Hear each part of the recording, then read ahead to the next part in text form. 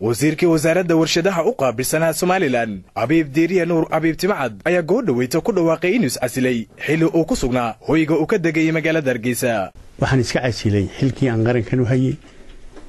ee wiig muday madaxweynaha Jamhuuriyadda Somaliland Mudane Axmed Maxamed Maxamuud Jiraayo kadib markii aan arkay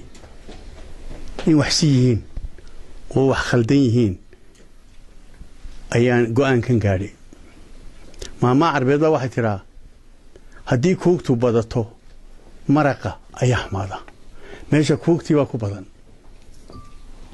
oo iska horiye dabaka wareeg inay ku badan tahay waxaad ku garanaysaa wax waloo ka soo dhacaaba maqluub ka soo baxaaba xagga yani waa gura oo maqluubku u shaqeynaya oo ujeedo macnuhu ma aha yani si toosa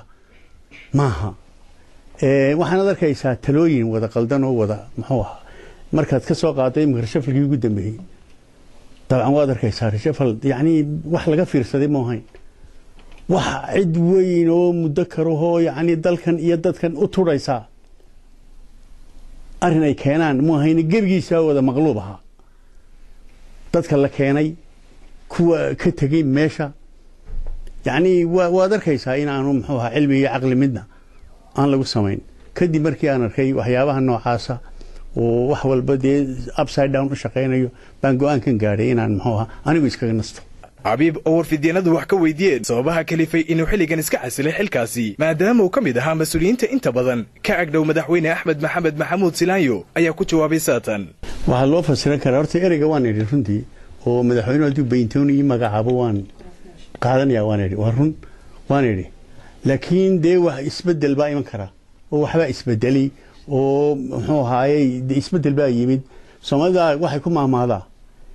waayaa helay meeshii oo waayaa yimid waayuhu hadduu yimaadana waayuhu wax badan buu dabcan bedelayaa oo wuxuu sidiisii ma ahaanayaan waayaa yimid sidaa darteed baan go'aan ku gaadhay inaan muxuu ahaayey golihiisa dhaxaan ku jiraa guddidiisa fulitaan ku jiraa raggii ugu firfircoonaa waan ahaa waanan ahaanayaa kamana tegayo والله دورتها way jirtaa ha saasan qaba inay ka soo baxday inaan oday ka soo bixin man qaba dad aan way araghayn oo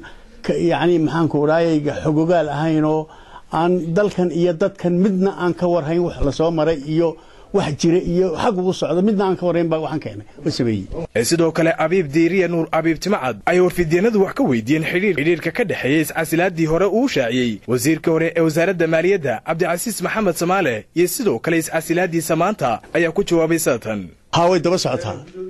way daba socotaa ani Cabdicasiis isku policy baan ahayn isku siyaasad baan ahayn isku mid baan ahayn inkastoo laba qof kala nahay haddana dad yani policy gooda aaminsan oo isku mid oo cid aan ma magacaabayo laakiin waxaan kaga baxayaa meesha kuugtiiba fara badan.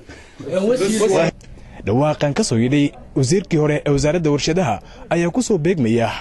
iscasilaadii hore ee wasiirkii hore ee maaliyadda ee loo magacaabay wasaaradda waxbarashada oo Faysal Maxamed Aadan Faysal Fifa telefishinka caalamiga Royal TV magaalada Hargeysa.